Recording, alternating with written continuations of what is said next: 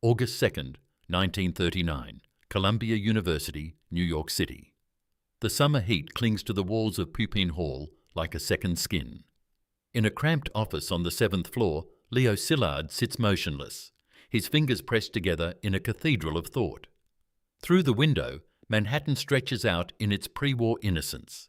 Taxicabs honking, children playing stickball in the street, women in flower print dresses carrying groceries home.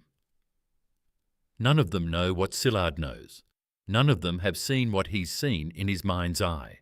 Cities transformed into ash in the span of a heartbeat. The Hungarian physicist adjusts his round spectacles and looks down at the letter he's drafting. Every word must be perfect. Every sentence must convey the impossible without sounding like madness.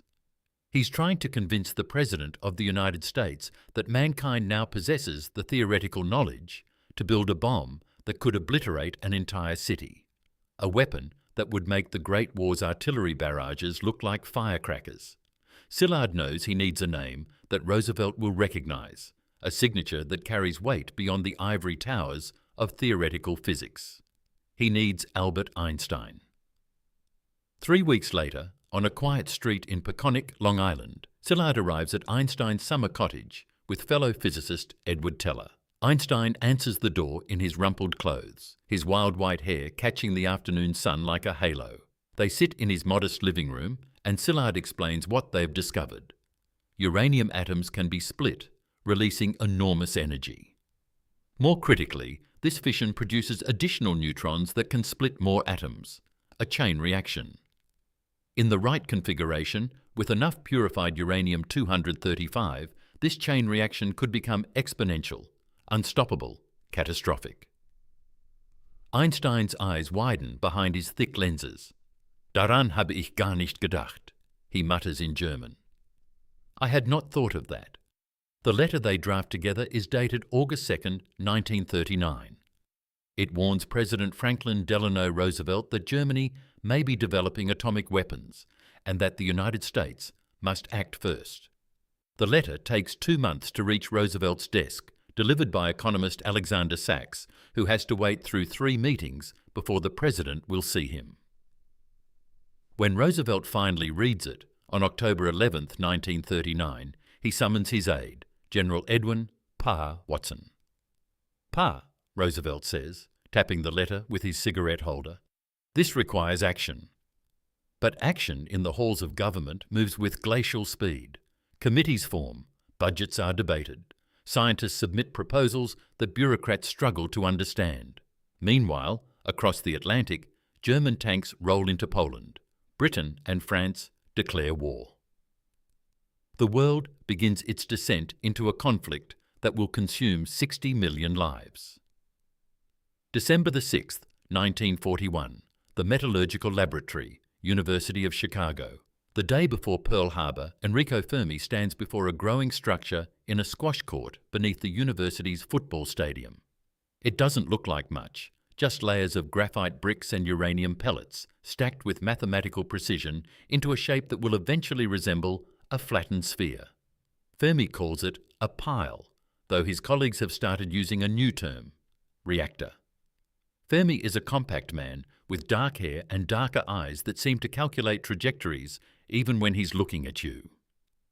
He escaped Mussolini's Italy 3 years ago, accepting his Nobel Prize in Stockholm and then simply never returning home, bringing his Jewish wife Laura to safety in America. Now he's building something that has never existed in nature, a self-sustaining nuclear chain reaction.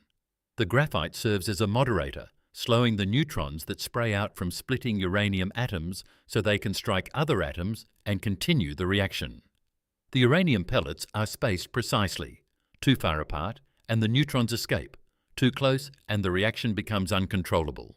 Fermi calculates every measurement himself, checking and rechecking his slide rule computations. His team works around the clock. George Weil, a young physicist with steady hands, will operate the control rods, cadmium strips that absorb neutrons and prevent runaway reactions.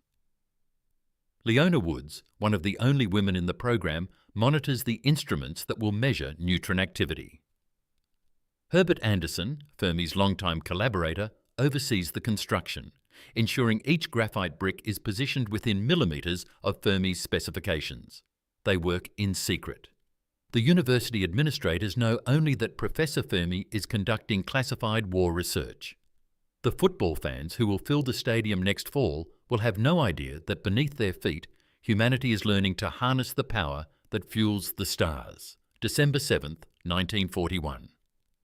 Pearl Harbor, Hawaii. The news crackles over the radio. Japanese aircraft have attacked the US Pacific Fleet. Over 2,400 Americans are dead. 8 battleships are sunk or damaged. The United States, which has been inching toward war for 2 years, is now fully committed. In his office in Washington, Vannevar Bush, director of the Office of Scientific Research and Development, receives a phone call. Bush is a hard-nosed engineer with a thin moustache and no patience for scientific research that doesn't serve practical ends. He's been coordinating the scattered efforts to investigate atomic weapons, and he knows that Pearl Harbor has changed everything. "We need to accelerate," he tells his assistant. "The Germans have a 2-year head start, maybe more. We need results, and we need them fast." Within weeks, Bush has consolidated the various atomic research projects under a new program. They give it an innocuous name, chosen almost at random from a list of Army Corps of Engineers districts. The Manhattan Engineer District. Soon everyone will simply call it the Manhattan Project. But they still need proof that an atomic bomb is even possible.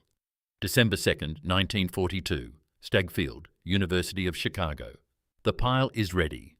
Fermi has calculated that with 57 layers, 400 tons of graphite, 50 tons of uranium oxide, and 6 tons of uranium metal, they should achieve criticality, a self-sustaining nuclear chain reaction.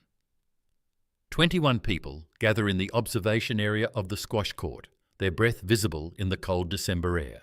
The court has no heating, and the temperature hovers just above freezing. Outside, Chicago goes about its business. Shoppers preparing for Christmas, factory workers building tanks and aircraft for the war effort, children sledding in fresh snow. None of them know that a few hundred feet away, beneath the stadium stands, human beings are about to unleash atomic energy for the first time in history. Fermi stands near the control panel wearing his characteristic 3-piece suit and tie. He's brought his slide rule, though by now the calculations are seared into his memory. On the platform above the pile stands Norman Hilberry, gripping a rope attached to the emergency shutdown rod. If something goes wrong, if the reaction accelerates beyond control, Hilberry will cut the rope, and cadmium rods will plunge into the pile, absorbing neutrons and stopping the chain reaction. They hope. Near Hilberry, 2 other physicists stand ready with buckets of cadmium salt solution, a last-ditch backup if the automatic systems fail. Everyone has heard Fermi's calm assurances that the reaction will be controllable, but everyone also knows they're in uncharted territory. No one has done this before. No one knows for certain what will happen when you tickle the dragon's tail. "All right, George," Fermi says quietly. "Pull out the control rod, 12 inches. George Weil, at the control panel, withdraws the rod slowly. The neutron counters begin clicking, their rhythm increasing like a Geiger counter approaching radioactive material. But the reaction remains subcritical, not yet self-sustaining. 12 more inches, Fermi says. Weil complies. The clicking accelerates. Fermi watches the instruments, his face betraying nothing. He makes a note on his clipboard. They proceed in increments throughout the morning. Pull the rod. Watch the instruments. Record the data. Pull the rod again. Each time, the neutron count rises, then stabilizes at a new level. They're approaching the threshold, but they haven't crossed it. At 11:30 a.m., Fermi calls for lunch. The scientists look at each other in disbelief. They're on the verge of making history, and Fermi wants to break for sandwiches? But Fermi is unmoved. The calculations indicate they need more time, more data. Rushing now could mean disaster. Besides, he's hungry. They return at 2 p.m. The winter sun slants through the high windows of the squash court, catching dust motes in its pale beams. Fermi removes his coat, rolls up his sleeves, and nods to Weil. Continue withdrawing the rod, 6 inches at a time. The clicking resumes, faster now. The instruments show neutron intensity rising steadily. Fermi consults his slide rule, making calculations in real time, comparing the observed results with his predictions. At 3:25 p.m., Fermi gives the final order: pull it out another foot, while withdraws the rod. For a moment, nothing changes. Then the neutron counters begin to accelerate, not to a new stable level, but continuously, exponentially. The clicking becomes a roar. The needles on the instruments swing steadily upward. A self-sustaining nuclear chain reaction has begun. Fermi watches the instruments for 28 minutes, timing it on his wristwatch. The reaction holds steady, producing half a watt of power, barely enough to light a flashlight bulb, but that's not the point. The point is that it's sustaining itself, that uranium atoms are splitting and releasing neutrons that split more atoms, that the process continues without external input. They've proven it can be done. Okay, Fermi says calmly, shut it down. Weil pushes the control rod back in. The neutron count drops. The clicking slows. The chain reaction stops. For a moment, no one speaks. Then Eugene Wigner, a Hungarian physicist who worked on the theoretical foundations of the project, steps forward with a bottle of Chianti wrapped in straw. He's been saving it for this moment. Wigner uncorks the bottle and pours the wine into paper cups. 21 people, standing in a freezing squash court beneath a football stadium, toast to the atomic age. Leo Szilard, who first conceived of the chain reaction while waiting for a traffic light in London 9 years ago, stands apart from the celebration. He's thinking about what comes next, about the weapon this technology will enable. Years later, he'll recall what he told Fermi that day. This day will go down as a black day in the history of mankind. But others are already thinking about applications. If a controlled reaction can produce half a watt, an uncontrolled reaction, one designed to release its energy in a fraction of a second, could produce the equivalent of thousands of tons of TNT, maybe more. The news travels quickly through classified channels. In Washington, Vannevar Bush receives the coded message. The Italian navigator has just landed in the New World. Bush knows immediately what it means. He calls the White House. Within weeks, the Manhattan Project shifts into high gear. The question is no longer whether an atomic bomb can be built, but how quickly they can build it and whether they can finish before Germany does. March 1943. Site Y, Los Alamos, New Mexico. The mesa stretches out beneath an impossibly blue sky, surrounded by the Jemez Mountains that rise like ancient sentinels. This is empty country, high desert scrubland, where coyotes outnumber people, and the nearest town, Santa Fe, lies 35 miles of dirt road away. It's the perfect place to hide the most important scientific project in human history. J. Robert Oppenheimer stands at the edge of the plateau, his pork pie hat tilted against the sun. He's a thin man, almost gaunt, with piercing blue eyes that seem to look through you rather than at you. Chain-smoking as always, he surveys the construction site where wooden buildings are rising from the red earth, Army Corps of Engineers. Workers swarm over the mesa like ants, hammering, sawing, stringing electrical wire. By summer, this will be a town of 6,000 people, scientists, engineers, military personnel and their families, all working toward a single goal. Oppenheimer knows this landscape intimately. As a young man recovering from tuberculosis, he spent summers at a ranch 16 miles from here, riding horses through these mountains, sleeping under stars so bright they seemed within reach. When General Leslie Groves asked him to suggest a location for the bomb laboratory, Oppenheimer immediately thought of Los Alamos.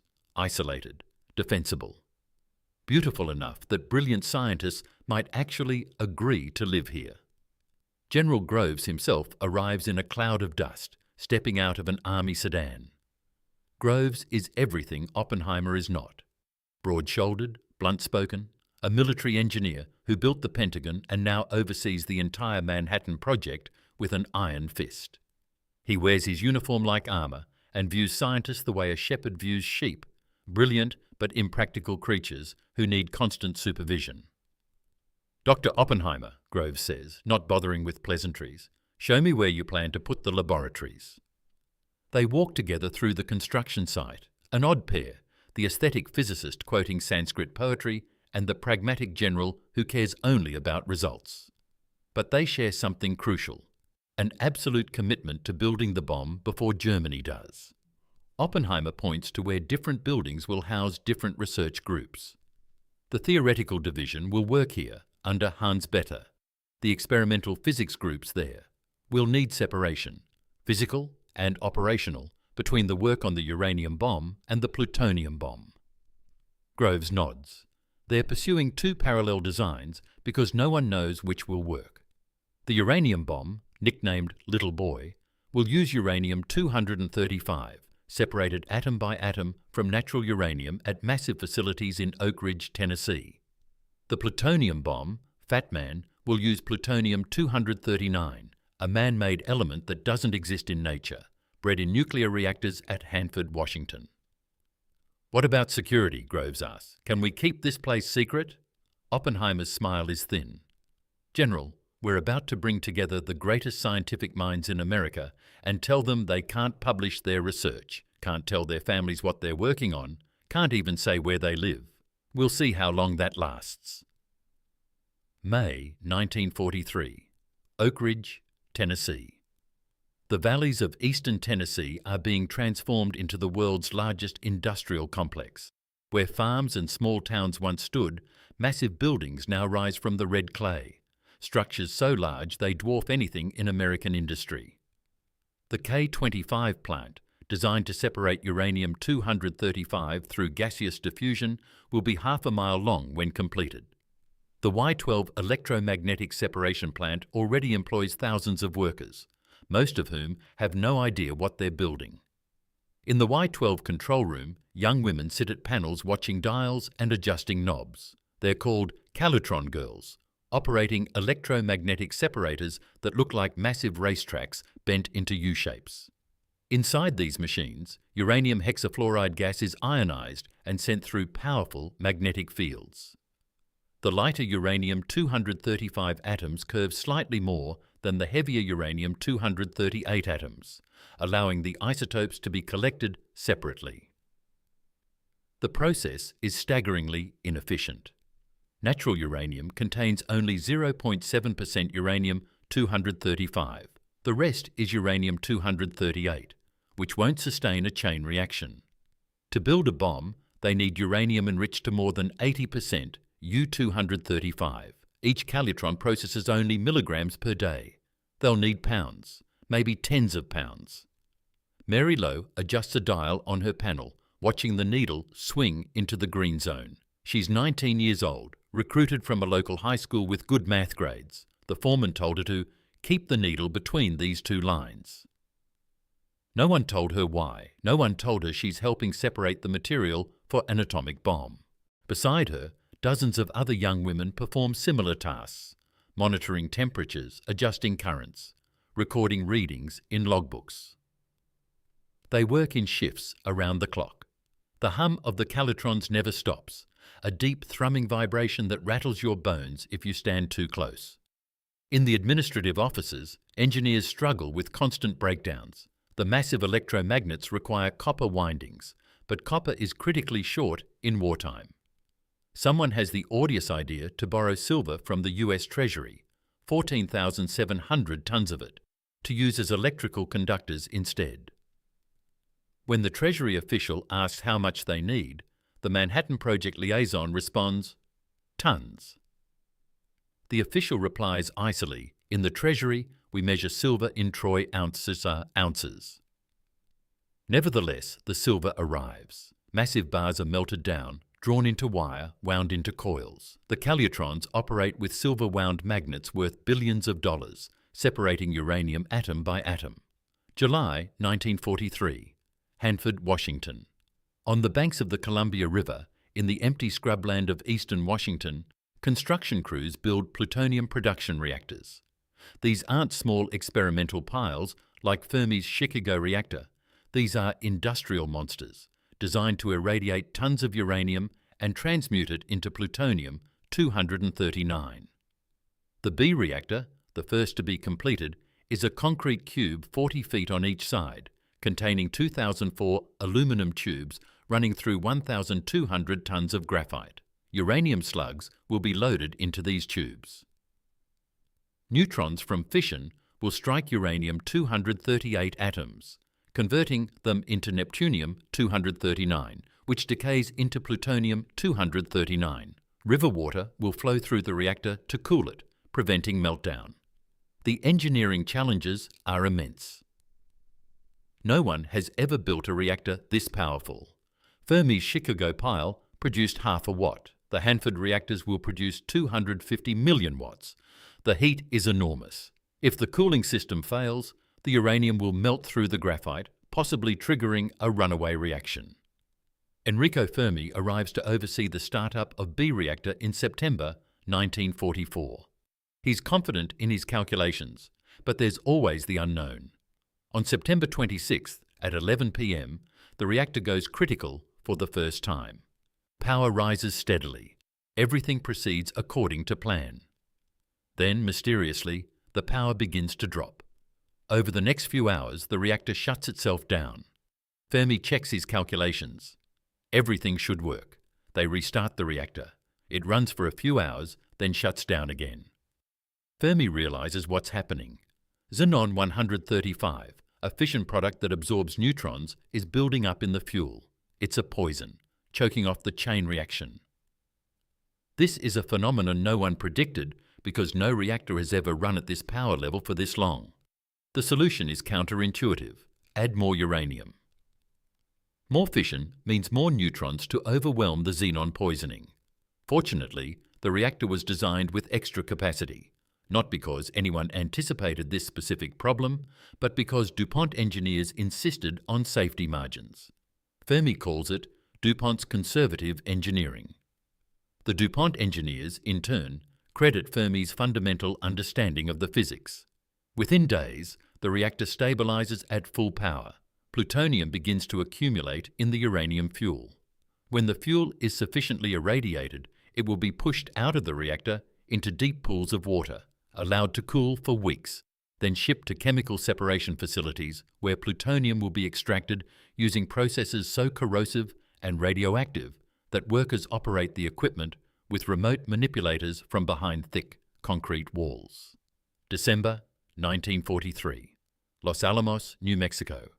The scientists arrive from across America, from England, from Canada.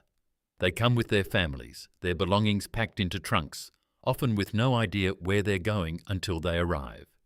They receive addresses at P.O. Box 1663, Santa Fe, New Mexico.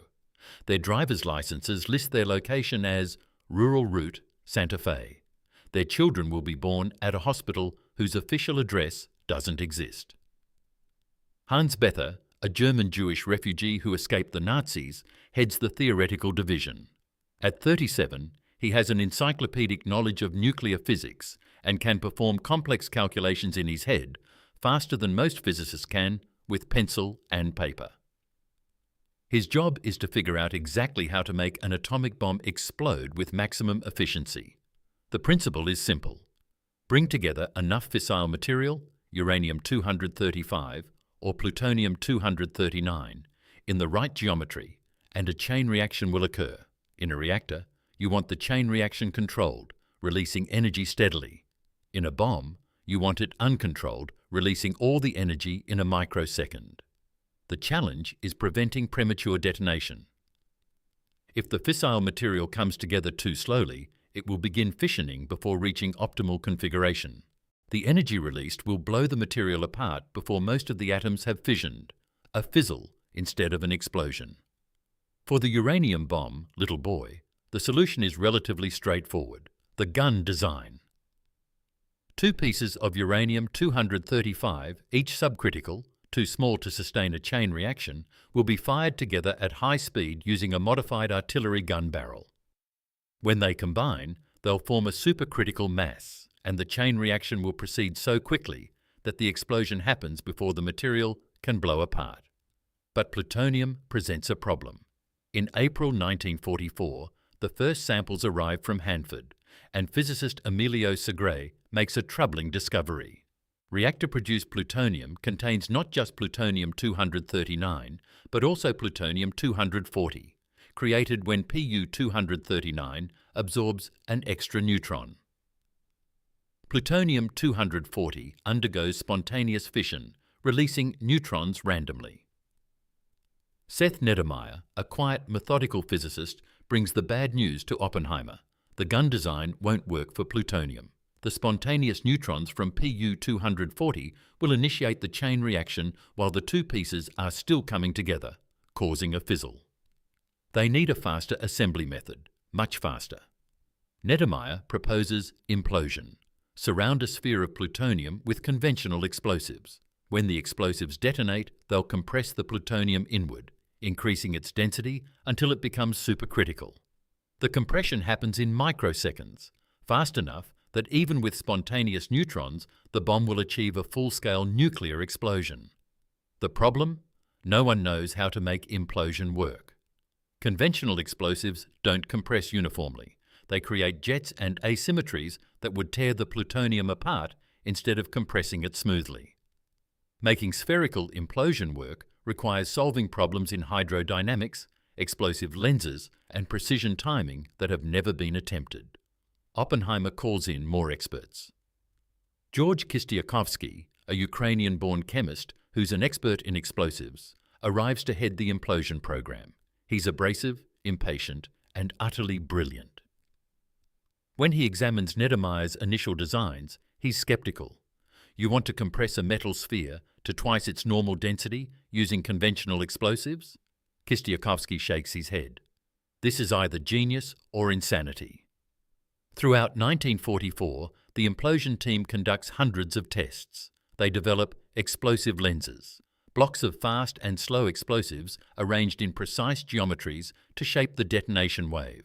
They work out the timing to millionths of a second. 32 detonators must fire simultaneously, triggering the explosive lenses, which focus the blast inward, compressing the plutonium core.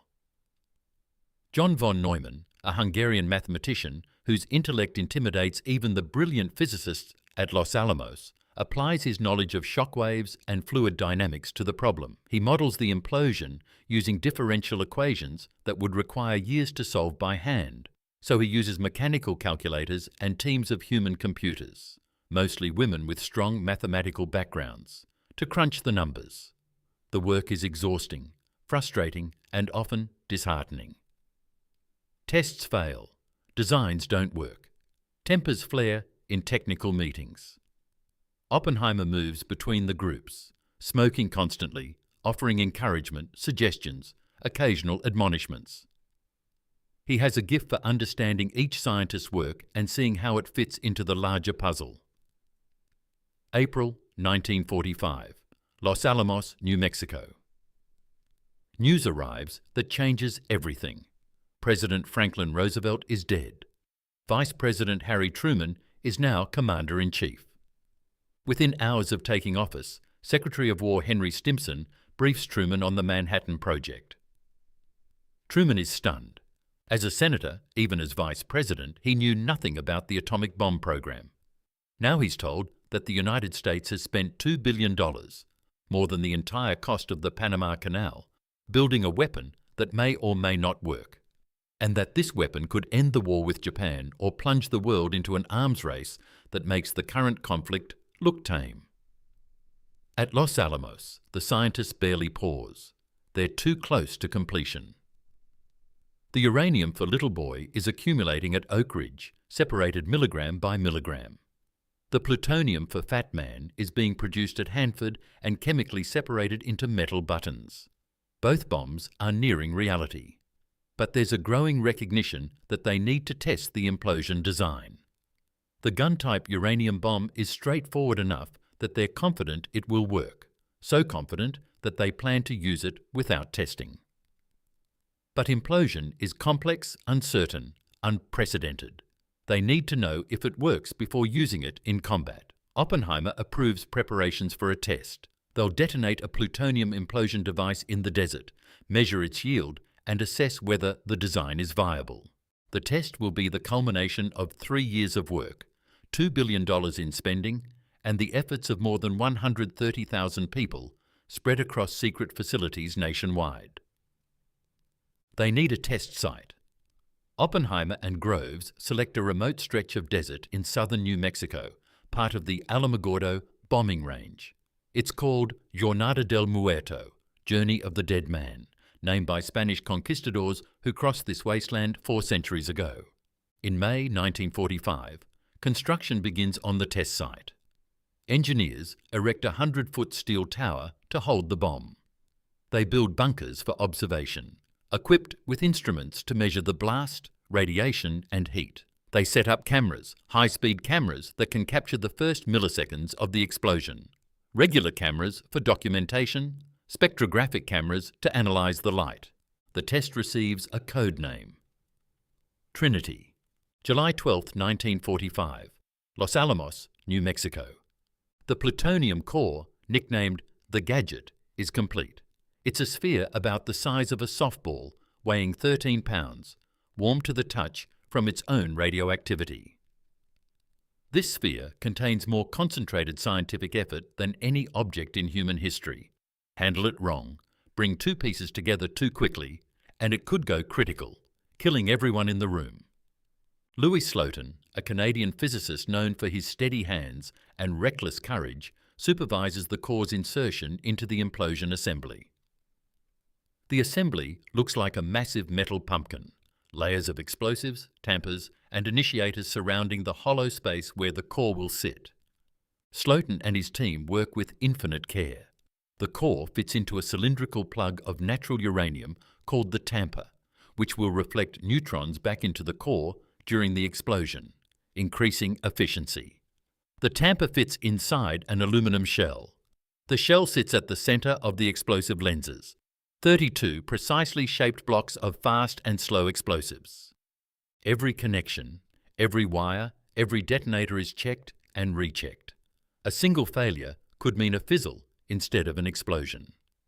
Worse, it could mean premature detonation, while scientists are still working on the device.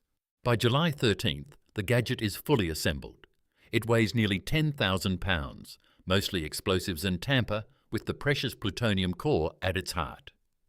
That evening, it's transported to the test site, driven slowly down dirt roads to the tower at Ground Zero. At the tower, Army engineers hoist the gadget to the top using a winch. It takes hours, everyone moving with exaggerated care. One slip, one dropped cable could destroy 3 years of work. By midnight, the gadget sits on a wooden platform at the top of the tower, 100 feet above the desert floor. Cables run down the tower legs, connecting the bomb to firing circuits in the control bunker 10,000 yards away, nearly 6 miles. Lightning strikes the tower. Oppenheimer lightning strikes the tower. Oppenheimer paces in the control bunker, smoking cigarette after cigarette, checking his watch, calling the weather office for updates. The test is scheduled for 4 a.m. on July 16th. As the hour approaches, rain begins to fall. Lightning flickers on the horizon. Oppenheimer postpones to 5:30 a.m., hoping the storm will pass. In the bunkers, scientists place bets on the yield. Estimates range from 0, a complete dud, to the equivalent of 45,000 tons of TNT. Enrico Fermi proposes a more existential wager, whether the explosion will ignite the atmosphere, setting off a chain reaction in nitrogen that consumes the entire planet. The theoretical physicists have assured everyone this is impossible, but Fermi's dark joke reflects an undercurrent of anxiety. They're about to test something that has never existed, releasing energy on a scale that nature reserves for stars. July 16th, 1945, 5:29 a.m. Trinity Site, New Mexico. The rain has stopped. Clouds still mass on the horizon, but overhead the stars are visible, fading now as dawn approaches. In the control bunker, 10,000 yards south of Ground Zero, Oppenheimer stands motionless, his face illuminated by the green glow of the firing console. Around him, scientists crowd into the concrete shelter, many wearing welding goggles, all waiting for what comes next. Samuel Allison, a physicist from the University of Chicago, sits at the firing panel. His hand rests on a switch. Through speakers mounted on the walls, a voice counts down. -2 minutes, -90 seconds. At base camp scattered around the test site, north, south and west of Ground Zero, each about 10 miles distant, more observers wait. Edward Teller passes out suntan lotion, concerned about ultraviolet radiation from the blast. Some find this absurd, others apply it anyway. Hans Bethe and Victor Weisskopf make last-minute calculations on scraps of paper, estimating the fireball temperature. Enrico Fermi prepares his own experiment. He'll drop pieces of paper during the blast and measure how far the shock wave blows them, calculating the yield from their displacement. Richard Feynman, a 27-year-old theoretical physicist with a reputation for practical jokes and bongo drums, refuses to wear the welding goggles. He's figured out that the windshield of an army truck will block harmful ultraviolet while letting him see the explosion with his naked eyes. He sits in a truck cab, peering through the glass toward the tower, now invisible in the pre-dawn darkness except for a single red light at its top. -1 minute. At the tower, the gadget waits. Inside its metal shell, the plutonium core is surrounded by precisely positioned explosive lenses. Each lens is connected to a detonator.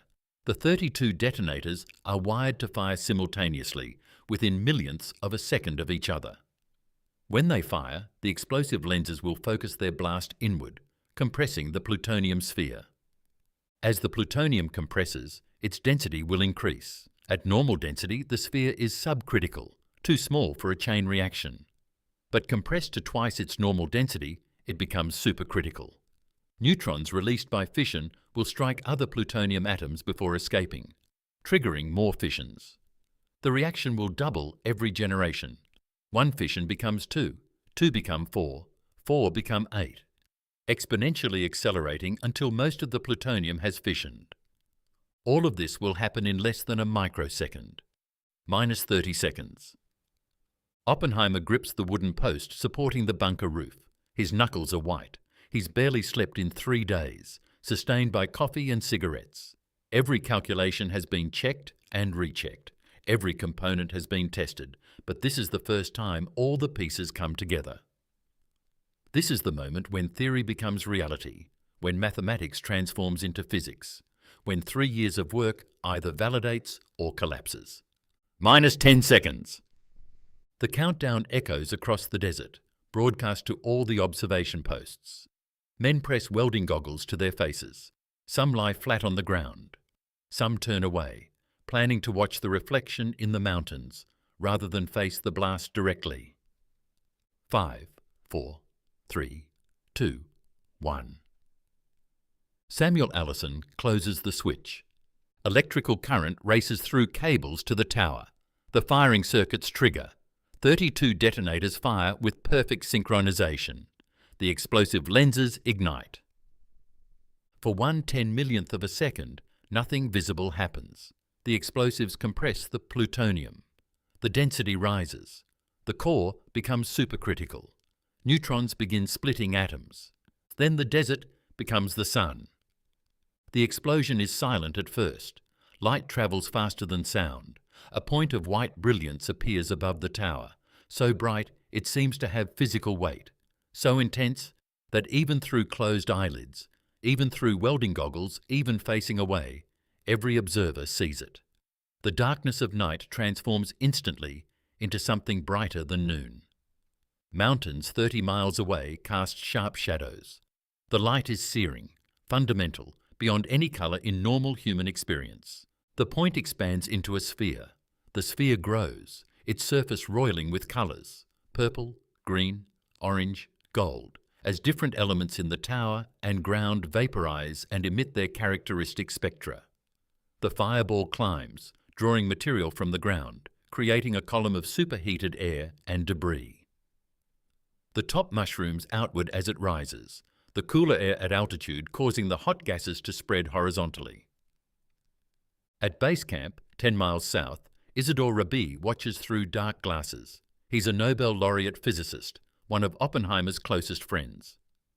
What he sees makes him think of the last line from the Bhagavad Gita, "Now I am become death, the destroyer of worlds." Later, he'll learn that Oppenheimer thought the same thing. 40 seconds after the light, the sound arrives. Not a single bang, but a sustained roar, like the world itself tearing apart. The shock wave follows, a physical wall of compressed air that rattles the observation bunkers, knocks men off their feet, blows out windows in houses 120 miles away. Fermi drops his pieces of paper. They blow about 2.5 meters. He makes a quick calculation, roughly 10 kilotons, 10,000 tons of TNT equivalent. The mushroom cloud continues rising.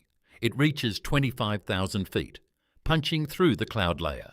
At its base, the desert floor has been transformed. The steel tower has completely vaporized. The sand within a radius of 1,100 feet has melted into a green, glassy substance that will later be called trinitite.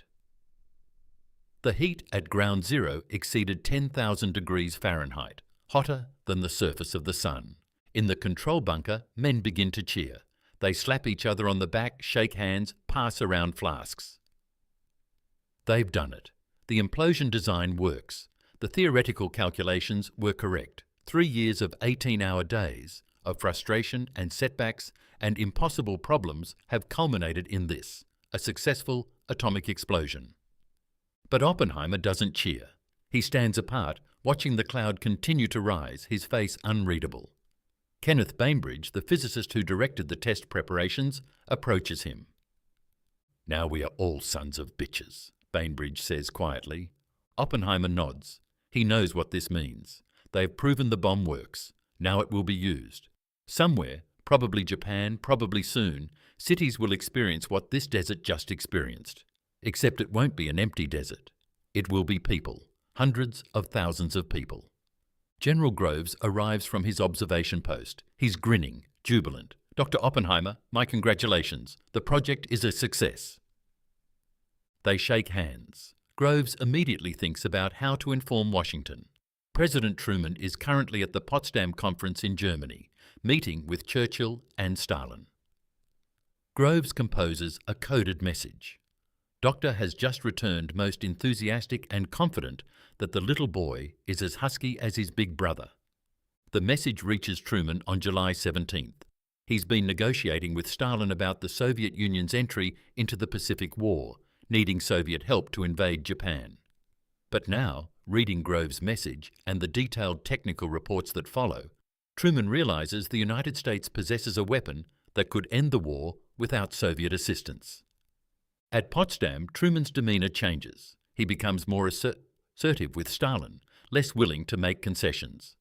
Churchill notices the difference immediately.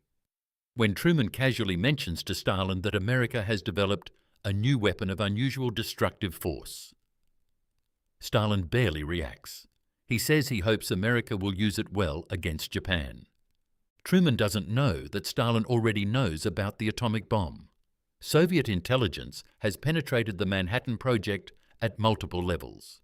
Klaus Fuchs, a German-born physicist working at Los Alamos, has been passing detailed technical information to Soviet handlers for 2 years. David Greenglass, a machinist at Los Alamos, has provided drawings of the implosion device. Theodore Hall, a brilliant young physicist, has shared information about plutonium metallurgy. Stalin knows about Trinity before many American officials do. July 24, 1945. The Pacific Ocean.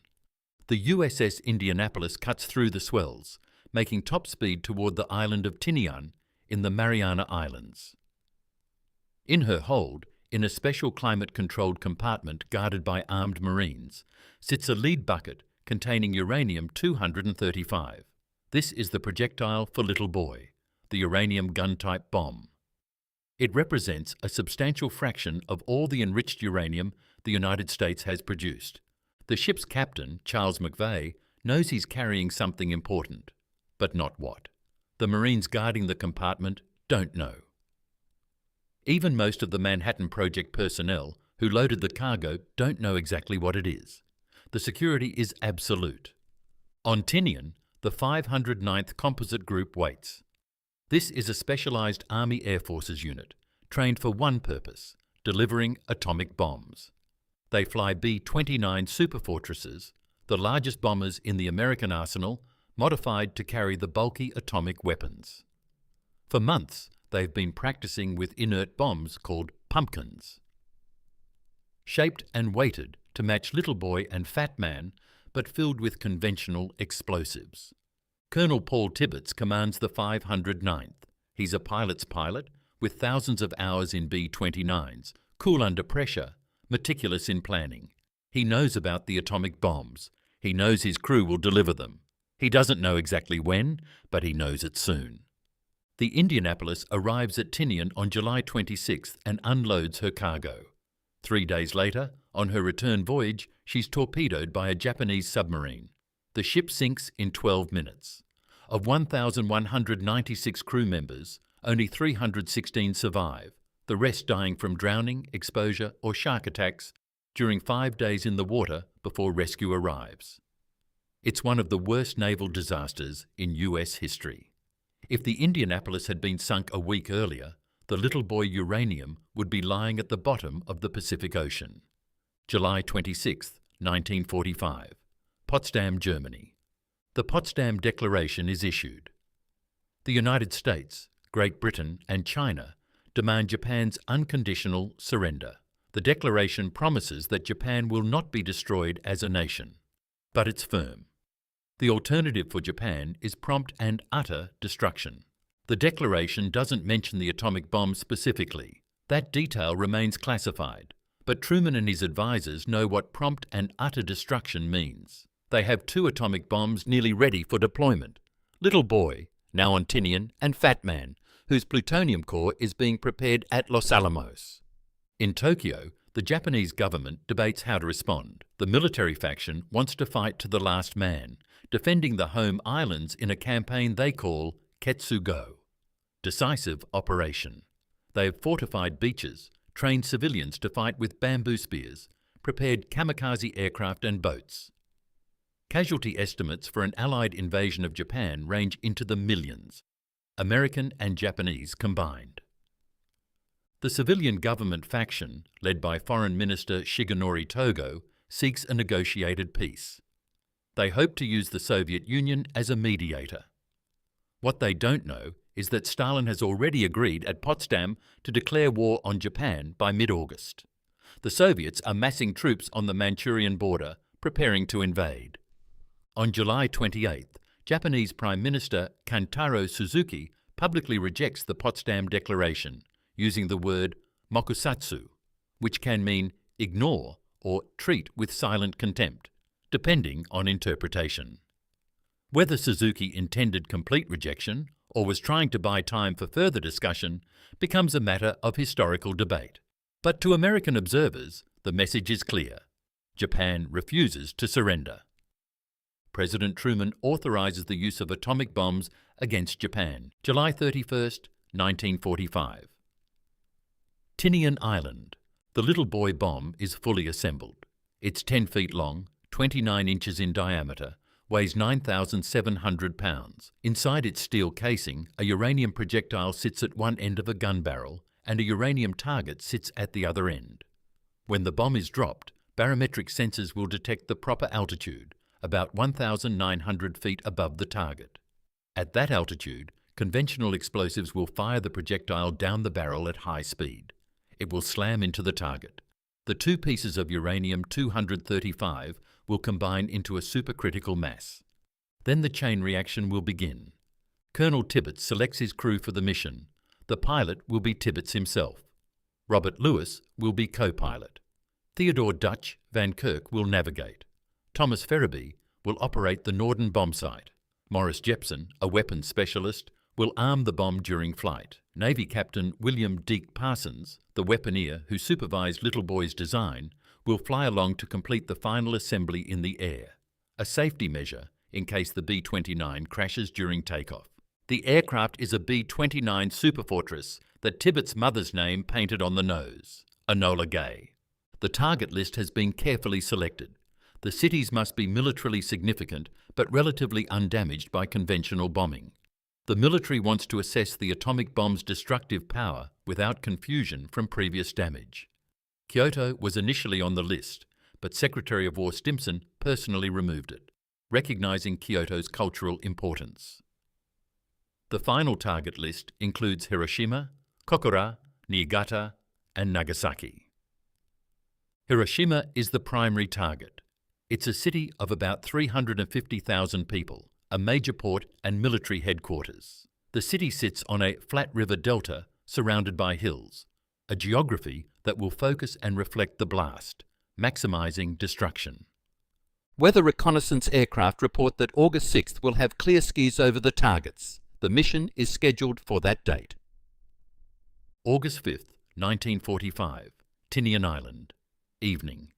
In the briefing room, Tibbets addresses his crew and the crews of the escort aircraft. Until this moment, most of them haven't known what they're carrying. Tibbets tells them now, "The bomb you're about to drop is something new in the history of warfare. It's the most destructive weapon ever produced. We think it will shorten the war by 6 months." He doesn't use the words atomic or nuclear. Those details remain classified, but the crews understand they're part of something extraordinary. At 2 a.m. on August 6th, Tibbets eats breakfast in the officers' mess. Pineapple fritters. He'll remember that detail for the rest of his life. At 2:45 a.m., the Enola Gay's engines start. The aircraft is so heavy with fuel, and the bomb that Tibbets uses the entire length of Tinian's runway, 8,500 feet, before lifting off. Several observers later swear the B-29's tyres were still touching pavement as it crossed the runway's end. 3 weather reconnaissance B-29s have taken off earlier, each assigned to scout one of the potential targets. As Enola Gay climbs toward cruising altitude, Tibbets waits for their reports. At 5 a.m., the reports come in. Hiroshima, clear skies. Kokura, partial clouds. Nagasaki, clouds. Hiroshima will be the primary target. 1 hour later, over the Pacific, Captain Parsons and Morris Jepson crawl into the Enola Gay's bomb bay. Working carefully in the cramped space, with the aircraft vibrating from engine noise and turbulence, they complete the final assembly of Little Boy. They insert the cordite charges that will fire the uranium projectile. They connect the firing circuits. They arm the bomb. Little Boy is now ready to detonate. The Enola Gay flies on, 6 miles above the Pacific, accompanied by 2 observation aircraft. The Great Artiste, carrying scientific instruments, and an unnamed aircraft carrying photography equipment. The crew settles into the tedium of a long flight. Some sleep, some play cards. Navigator Van Kirk continuously updates their position, ensuring they'll arrive at Hiroshima exactly on schedule. Below them, the Pacific stretches endlessly, dark blue water under bright sun.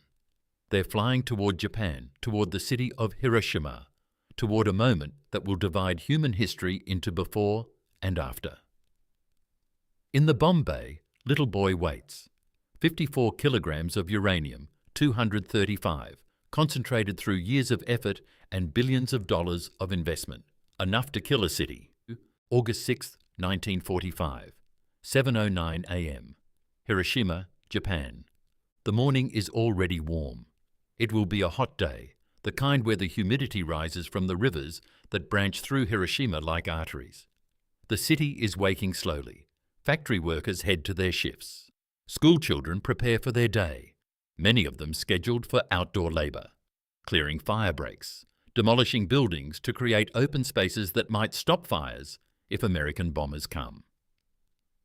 Dr. Michihiko Hachiya, director of the Hiroshima Communications Hospital, is in his home near the city centre. He's just finished breakfast and sits in his underwear on the second floor, enjoying the slight breeze through the window. The war has been difficult. Food is scarce, medical supplies scarcer. But this morning is peaceful. He watches the sky, noting how blue it is, how clear. At 7:09 a.m., air raid sirens sound. They have become routine. American B-29s fly over almost daily, reconnaissance flights mostly, photographing targets. The city's residents have learned to distinguish between serious raids and single aircraft. When the all-clear sounds 20 minutes later, people return to their routines. Eizo Nomura, a 13-year-old boy, is part of a student work detail preparing to demolish buildings. His crew has gathered near the Aioi Bridge, a distinctive T-shaped bridge that spans the Ota River. It's a landmark, visible from the air. Later, the Americans will call it the aiming point. Akiko Takakura, a 20-year-old bank employee, sits at her desk in the Hiroshima Bank building, less than 300 metres from the planned ground zero. She's reviewing accounts, trying to concentrate despite the heat. Through her window, she can see people walking in the street below, a streetcar passing, the everyday flow of city life. None of them know that 31,000 feet above them, 3 B-29 bombers are approaching. August 6, 1945. 8:09 a.m., 31,000 feet above Hiroshima. In the Enola Gay, bombardier Tom Ferriby hunches over his Norden bomb site. The device is a sophisticated analog computer, synchronizing the aircraft's speed, altitude, and direction with the bomb's ballistic properties. Ferriby centers the crosshairs on the T-shaped II bridge. The bridge is exactly where it should be, perfectly visible in the clear morning air. Colonel Tibbitt's voice crackles over the intercom.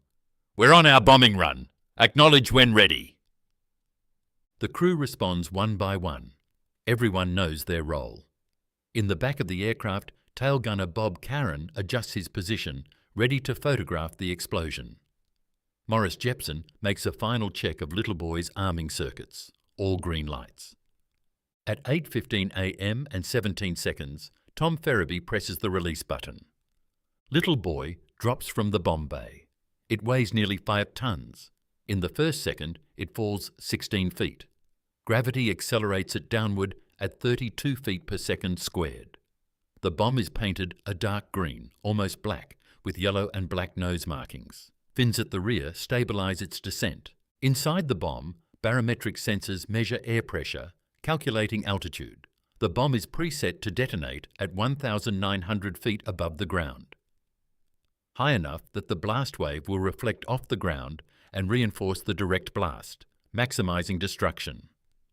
Tibbets immediately throws the Enola Gay into a sharp diving turn, a manoeuvre they have practiced dozens of times. He needs to put distance between the aircraft and the blast. At bomb release, they're 31,060 feet above Hiroshima. Even at that altitude, they're not safe from the explosion they're about to create. 43 seconds pass. Little Boy falls through 30,000 feet of air. The bomb rotates slightly, the fins correcting its trajectory. Below, Hiroshima spreads across its river delta, unaware. In those 43 seconds, life continues. Dr. Hachiya stands to get dressed. Eizo Nomura jokes with his classmates about the heat. Akiko Takakura makes a notation in her ledger. A mother nurses her baby. A man pulls weeds in his garden. A streetcar conductor calls out stops. Then the barometric sensors register 1,900 feet. The firing circuit closes. Conventional explosives at one end of the gun barrel detonate. The uranium projectile, a hollow cylinder weighing 85 pounds, accelerates down the 6-foot barrel at 300 metres per second. It travels the length of the barrel in 1/100th of a second. The projectile slams into the uranium target. The two pieces combine into a supercritical mass. Neutrons released by spontaneous fission strike uranium-235 atoms, splitting them. Each fission releases 2 or 3 more neutrons. Those neutrons strike more atoms. The reaction doubles every 10 nanoseconds. After 80 doublings, less than 1 microsecond, most of the uranium has fissioned. The energy release is beyond human scale. In that microsecond, Little Boy generates energy equivalent to 15,000 tons of TNT. The temperature at the core of the explosion reaches several million degrees, hotter than the interior of the sun. The bomb casing vaporizes instantly. The air around the explosion is superheated to tens of thousands of degrees, creating a fireball 900 feet in diameter. August 6, 1945, 8:16 a.m. Hiroshima, Akiko Takakura sees a flash, a magnesium-white brilliance that fills her vision. Then everything disappears. She regains consciousness in darkness, pinned under debris. The bank building has collapsed. She can't move her legs. She can hear screaming, thousands of voices screaming at once, a sound she'll remember for 70 years. She can smell burning, wood, cloth, flesh. Dr. Hachiya is thrown across his room by the blast wave. The house explodes around him, walls, roof, furniture fragmenting into projectiles. He finds himself in the wreckage of his garden, naked,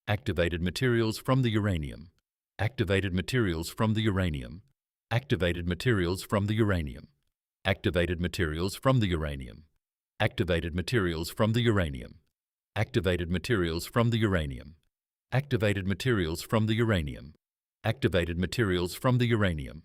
Activated materials from the uranium. Activated materials from the uranium. Activated materials from the uranium.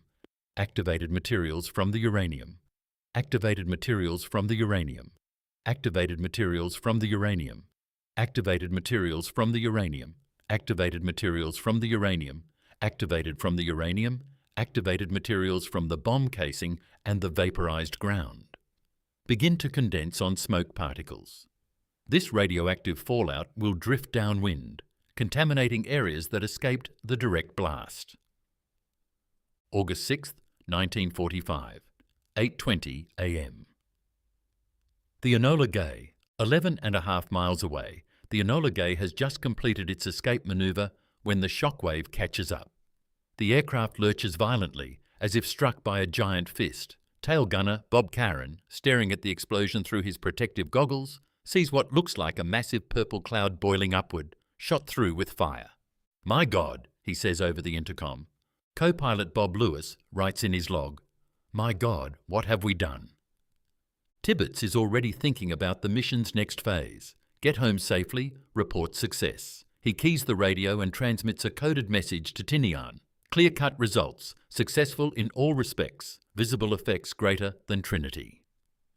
In the Great Artiste, the instrument aircraft, scientists recover their sensors, high-speed cameras, blast gauges, radiation detectors.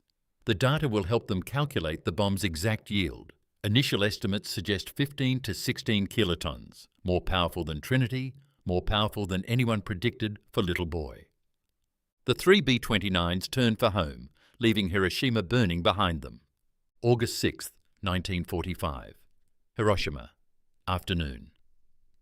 The firestorm rages for hours. Survivors stumble through streets they no longer recognize. The city's grid has been obliterated. Landmarks are gone. People wander in shock. Many of them burned so severely that their skin hangs in strips, their features unrecognizable.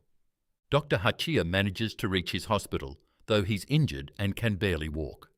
The hospital is damaged but still standing, one of the few concrete buildings that survived partially intact. Wounded people flood in, hundreds, then thousands. They have no skin on their arms, their faces are swollen beyond recognition, their clothing has been burned into their flesh. The medical staff is overwhelmed and under-equipped even before the bomb. Now they face injuries they've never seen, can't understand. Burns that extend across entire bodies, wounds that seem superficial but prove fatal within days. Strange symptoms, nausea, bleeding gums, falling hair, that will later be recognized as acute radiation sickness. No one in Hiroshima knows what hit them. Survivors speak of a new type of bomb, a bomb that makes everything disappear, a single bomb that destroyed the whole city. Radio Tokyo initially reports that Hiroshima was attacked by a small number of B-29s dropping conventional bombs. But the reports from survivors tell a different story, a story so extreme that military commanders in Tokyo struggle to believe it. Yoshi Oka, a 15-year-old girl who was 2.4 kilometers from ground zero, survived because she was inside a concrete building. She emerges to find her mother and younger siblings missing. She searches through the ruins, stepping over and around bodies, so many bodies that they don't seem like people anymore, just obstacles. She finds her mother's body by recognizing the pattern on her kimono, though her mother's face is burned beyond recognition. The firestorm creates a black rain, droplets of water condensed around radioactive particles mixed with ash and soot. The rain is warm, sticky, and leaves dark stains on everything it touches. People desperate with thirst drink it. They don't know it's contaminated with fallout. By evening, the fires have consumed everything combustible. The city centre is a blackened wasteland of rubble and ash. Concrete buildings stand like hollow teeth, their windows blown out, their interiors burned. Wooden buildings have vanished completely, leaving only foundations and chimneys. Bodies are everywhere, in the streets, in the rivers where people sought refuge from the flames and drowned, piled in heaps, where rescue teams have begun the impossible task of collecting the dead. August 7th, 1945. Tokyo, Japan. Reports from Hiroshima are fragmentary and confusing. Communications are disrupted. The first reconnaissance aircraft returns with photographs showing the city simply gone. Where Hiroshima stood, there's a 4-mile diameter zone of near-total destruction. The Japanese military begins to understand what happened. They've known about atomic bomb research. Their own scientists explored the possibility early in the war and concluded it was impractical. But the Americans, with their industrial capacity, their scientific establishment, have succeeded. Still, the military faction urges continued resistance. One bomb, even if it destroys a city, doesn't change Japan's strategic position. The Soviets are still neutral. An American invasion will still cost millions of lives. Japan can still negotiate better terms than unconditional surrender. What they don't know is that President Truman has already authorized the use of the second bomb. What they don't know is that the Soviet Union will declare war in 2 days. What they don't know is that their time has run out. August 8th, 1945, Tinian Island. Fat Man is being prepared. Unlike Little Boy's simple gun design, Fat Man uses implosion, the complex technology proven at Trinity. The bomb is egg-shaped, 10 feet 8 inches long, 5 feet in diameter, weighs 10,800 pounds. Inside its casing, 32 explosive lenses surround a plutonium core about the size of a softball. The primary target is Kokura, an industrial city with a major arsenal. The secondary target is Nagasaki, a port city with shipbuilding facilities and war industries. Like Hiroshima, these cities have been largely spared from conventional bombing to preserve them as demonstration targets for the atomic bomb. Major Charles Sweeney will pilot the mission in a B-29 called Boxcar. The crew is experienced, but the mission planning is rushed. The bomb must be delivered quickly, partly to maximize psychological impact on Japan's leadership, partly because no one knows if Japan might surrender after Hiroshima, making a second attack unnecessary. Late on August 8th, Soviet Foreign Minister Vyacheslav Molotov summons the Japanese ambassador and informs him that the Soviet Union is declaring war on Japan, effective immediately. Within hours, Soviet forces pour across the Manchurian border, 1.5 million troops, supported by thousands of tanks and aircraft. Japan's Kwantung Army, weakened by years of war and the transfer of resources to defend the home islands, begins to collapse. In Tokyo, the Supreme War Council convenes in emergency session.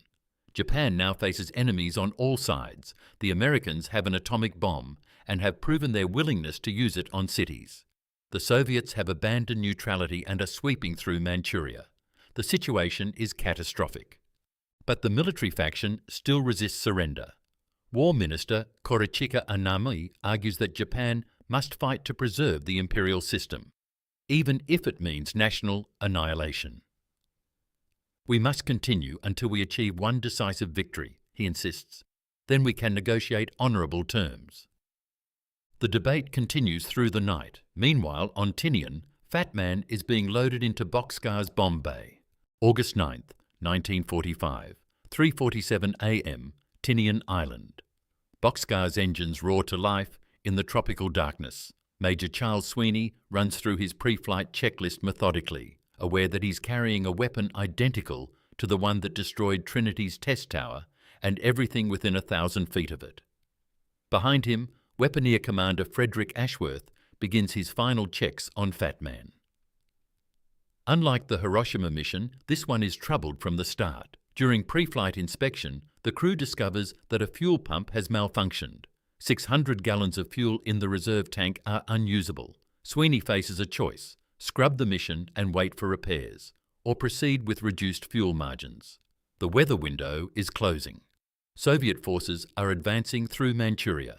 Every hour of delay gives Japan more time to surrender before the second bomb falls. Sweeney decides to proceed. At 3:49 a.m., Boxcar lifts off, followed by 2 observation aircraft, the Great Artiste carrying instruments and Big Stink carrying observers and cameras.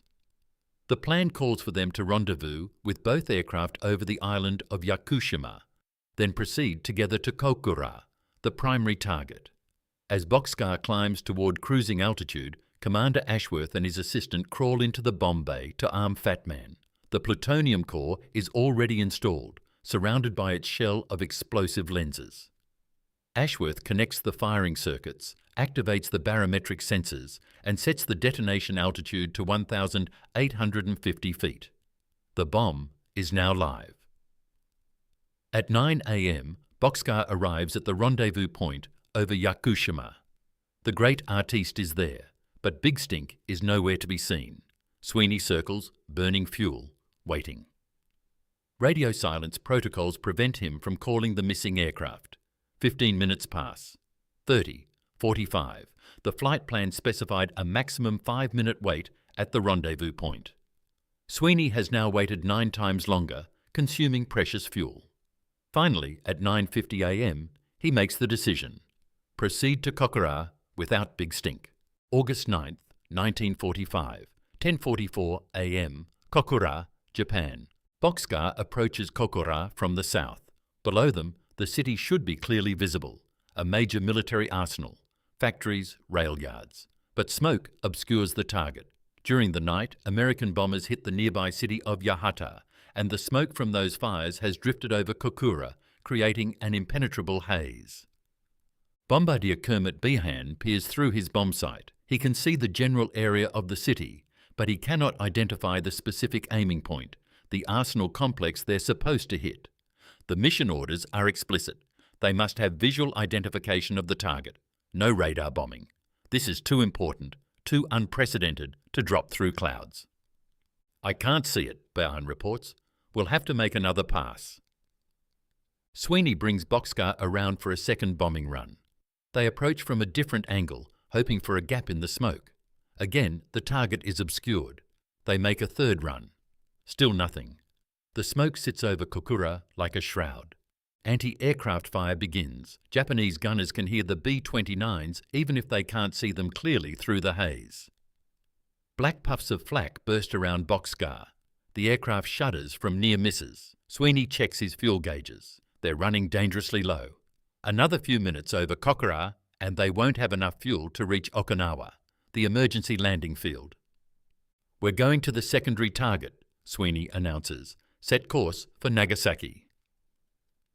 Navigator James Van Pelt calculates the heading. Nagasaki is about 95 miles southwest. At their cruising speed, they'll arrive in roughly 25 minutes. Van Pelt looks at the fuel calculations and says nothing. They're cutting this very close. August 9th, 1945, 11 a.m., Nagasaki, Japan. The morning air raid alert has been lifted. Nagasaki, like Hiroshima 3 days ago, has learned to distinguish between reconnaissance flights and actual bombing raids. When the all-clear sounds at 11 a.m., people return to their work. Nagasaki is built in a valley, surrounded by hills. The Urakami Valley runs north-south through the city, home to the Mitsubishi Steel and Arms Works, the Mitsubishi Urakami Torpedo Works, and numerous other war industries. The valley's topography will channel and focus the atomic blast, but it will also limit the destruction to the valley itself. The surrounding hills will shield other parts of the city. Sumoteru Taniguchi, a 16-year-old postal worker, is delivering mail on his bicycle in the northern part of the city. He's thinking about lunch, about his family, about normal teenage concerns. He doesn't know that he has 11 minutes to live his normal life. Dr. Tatsuichiro Akazuki is treating patients at the first Urakami Hospital, built on a hillside overlooking the valley. The hospital specializes in tuberculosis treatment. Many of the patients are young people, students, workers, weakened by the disease and years of wartime privation. Dr. Akizuki has just finished morning rounds when he hears the air raid alert sound again. Then almost immediately, the all clear. In the Urakami Cathedral, the largest Catholic church in East Asia, morning prayers are ending. Nagasaki has a substantial Christian population dating back centuries to when Portuguese missionaries first brought Catholicism to Japan. The cathedral sits near the planned Ground Zero, though no one in Nagasaki knows they've been selected as a target. August 9th, 1945, 11:01 a.m., 29,000 feet above Nagasaki. Boxcar approaches from the northeast. Clouds cover the city, thick cumulus that make visual bombing impossible. Sweeney faces the same problem that forced them to abandon Kokura. They cannot see the target. Commander Ashworth, the weaponeer, makes a decision. The mission has already deviated from the plan by missing the rendezvous, by making 3 passes over Kokura, by proceeding to the secondary target. They have 1 atomic bomb, fuel for maybe 1 more bombing run, and increasingly uncertain weather. If they don't drop the bomb now, they'll have to ditch it in the ocean or risk a crash landing with a live atomic weapon aboard. "We're going to radar bomb," Ashworth tells Sweeney. 1 pass, drop on radar coordinates if we can't get visual. It's a violation of the mission orders, but Ashworth has the authority to make that call. Boxcar begins its bombing run. Bombardier Behan switches between his optical bomb sight and the radar scope. The radar shows the general shape of Nagasaki's coastline and valleys, but it's not precise enough for the pinpoint accuracy they want. Then, at the last possible moment, a gap opens in the clouds. Behan sees the valley. He sees the industrial complex. It's not the exact aiming point. They're about 1.5 miles north of the intended target. But it's close enough. His crosshairs settle on a gap between factories. "I've got it," Behan says. "Bomb away." At 11:01 a.m., Fat Man drops from Boxcar's bomb bay. August 9th, 1945, 11:02 a.m. Nagasaki. Fat Man falls for 43 seconds. The implosion mechanism is far more complex than Little Boy's gun design. Inside the bomb, 32 detonators must fire within nanoseconds of each other. The explosive lenses must focus their blast with perfect symmetry. The plutonium core must compress uniformly to twice its normal density. Any failure means a fizzle, a release of radiation and some explosive force, but not a nuclear explosion. The Trinity test proved the design works. Now, for the 2nd time over a Japanese city, the theory will become reality. At 1,650 feet above the Urakami Valley, the barometric sensors trigger the firing circuits. All 32 detonators fire. The explosive lenses detonate in a perfectly symmetrical pattern, creating a spherical shockwave converging on the plutonium core. The core compresses. Plutonium atoms are forced so close together that neutrons cannot escape. The chain reaction begins. Fat Man explodes with a force equivalent to 21,000 tons of TNT, more powerful than Little Boy, more powerful than Trinity. The fireball is 1,200 feet in diameter, with a core temperature of several million degrees. Wave arrives travelling at supersonic speed, faster than sound, faster than he can complete the motion of turning. He's thrown from his bicycle, his back instantly burned to the muscle. He will survive, though the burns will take years to heal, leaving scars he'll carry for 70 years until his death in 2017. Dr. Akizuki sees the flash through his hospital window, that same searing white light that Hiroshima saw 3 days ago. He drops to the floor instantly, pulling a nurse down with him. The blast wave hits seconds later, shattering windows, collapsing parts of the building. When Akizuki stands, the valley below is obscured by a massive mushroom cloud rising into the sky. The Urakami Cathedral, less than 500 metres from ground zero, is obliterated. The stone walls, which withstood centuries, crack and collapse. The bronze bells, ringing for morning prayers moments ago, are silenced forever. Of the 12,000 Catholics in Nagasaki, 8,500 will die by the end of the day. The firestorm begins, just as it did in Hiroshima. But Nagasaki's valley topography channels the destruction. Areas beyond the surrounding hills are largely spared. The city's main business district survives relatively intact. This geographical quirk means that Nagasaki's death toll, while catastrophic, will be lower than Hiroshima's, approximately 40,000 immediate deaths compared to Hiroshima's 70,000. But the survivors face the same horrors: the thermal burns, the crushed bodies under collapsed buildings, the fires consuming everything, the black rain falling, contaminated with radioactive fallout, and the mysterious sickness that will kill thousands more in the weeks and months to come. August 9th, 1945. 12:30 p.m. Boxcar, approaching Okinawa. Sweeney nurses the B-29 toward Okinawa, watching his fuel gauges drop toward empty. The engines are running rough. They've been in the air for more than 9 hours, much of it at high altitude and high power settings. The fuel warning lights are illuminated. They're still 50 miles from Okinawa when the first engine coughs, sputters and dies. Fuel starvation. Sweeney feathers the propeller and continues on 3 engines. 10 minutes later, a second engine fails. All crew, Sweeney announces calmly, prepare for crash landing. Okinawa's airfield appears ahead.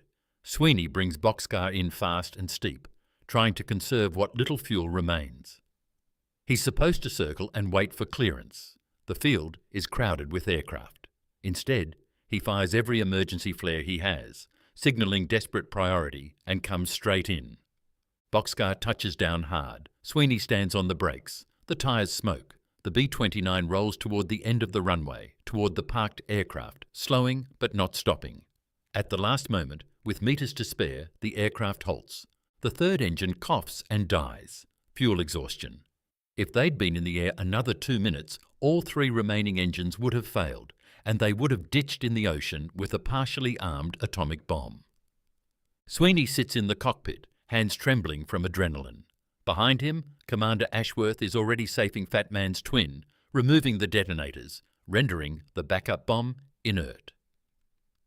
The mission is complete. August 9th, 1945, 10 p.m. Tokyo, Japan. Imperial Palace. The Supreme War Council has been meeting for hours. 2 atomic bombs. Soviet invasion. The military situation is hopeless, but the military faction still resists unconditional surrender. War Minister Anamai proposes fighting on, trusting that American casualties during an invasion will force the United States to accept conditional peace. Prime Minister Suzuki makes an unprecedented decision. He requests an audience with Emperor Hirohito to break the deadlock.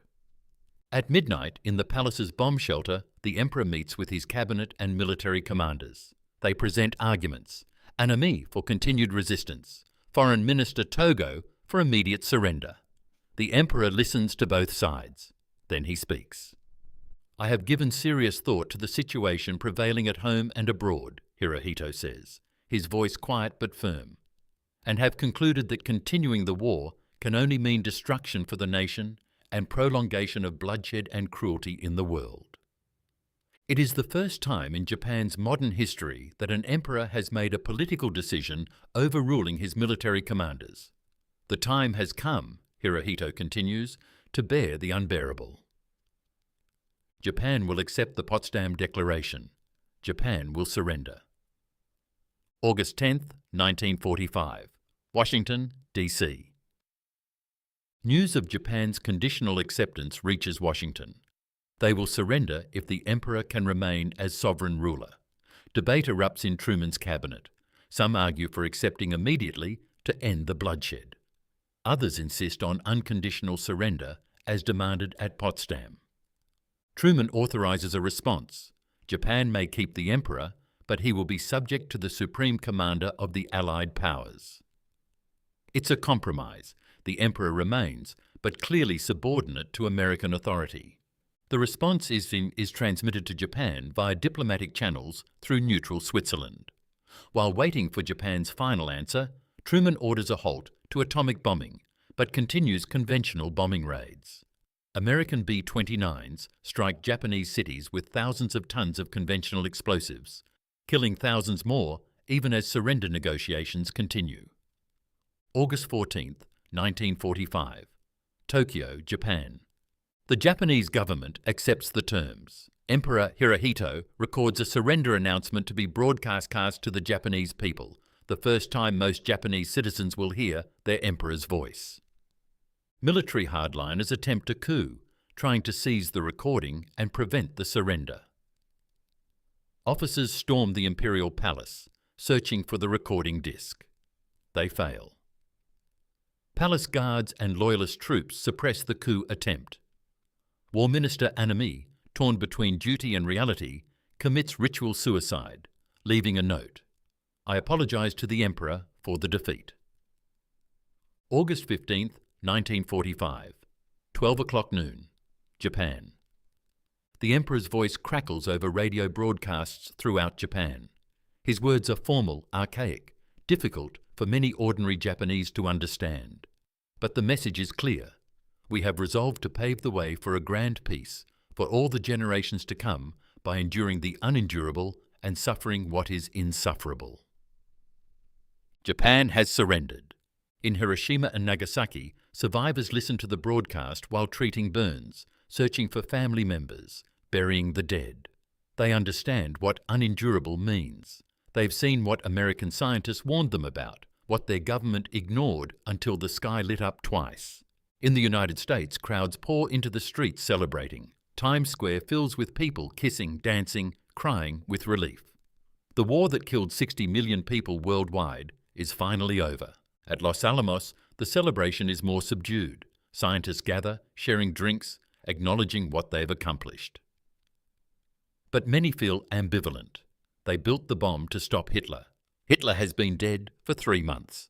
They used it on Japan instead, killing hundreds of thousands of civilians. Leo Szilard, who first imagined the chain reaction, who convinced Einstein to write to Roosevelt, sits alone. He thinks about what they've unleashed. The atomic bomb has ended one war, but it may have made future wars unthinkable, or it may have doomed humanity to eventual nuclear annihilation. Oppenheimer will later quote the Bhagavad Gita to express what he felt. Now I am become death, the destroyer of worlds. But on this day, he simply watches his colleagues celebrate and wonders what comes next. September 2nd, 1945, Tokyo Bay, USS Missouri. General Douglas MacArthur stands on the deck of the battleship Missouri, accepting Japan's formal surrender. Foreign Minister Mamoru Shigemitsu signs for Japan, his hand trembling. General Yoshijiro Umezu signs for the Japanese military, his face expressionless. Above them, hundreds of American aircraft fly in formation, a demonstration of the air power that Japan could never match, that delivered conventional bombs by the thousands and atomic bombs by the two.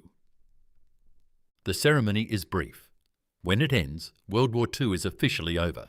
But the atomic age has just begun. The Soviet Union will test its first atomic bomb in 1949 using information stolen from the Manhattan Project. Britain will follow in 1952, France in 1960, China in 1964. The arms race that Szilard and others feared will accelerate, producing weapons thousands of times more powerful than Little Boy and Fat Man. The survivors of Hiroshima and Nagasaki, the Hibakusha, will spend the rest of their lives telling their stories, warning the world what nuclear weapons actually mean. Not abstract strategic calculations, but the flash, the burns, the black rain, the mysterious sickness, the children who died calling for their mothers. American scientists tried to warn Japan. They demonstrated the weapon's power at Trinity. They dropped leaflets over Japanese cities, warning of prompt and utter destruction. But warnings are abstract, words on paper, static on a radio. Only when the sky lit up, twice, did Japan finally understand. Only when theoretical physics became burning cities did the impossible become undeniable. The world has understood ever since. For nearly 80 years, no nation has used nuclear weapons in war, despite numerous conflicts. The memory of Hiroshima and Nagasaki serves as a warning that transcends language, politics, and time. Some weapons are too terrible to use. The American scientists built the bomb to end a war. They succeeded. But they also created a world where ending war through nuclear weapons means ending everything else as well. In that sense, everyone understood. Finally,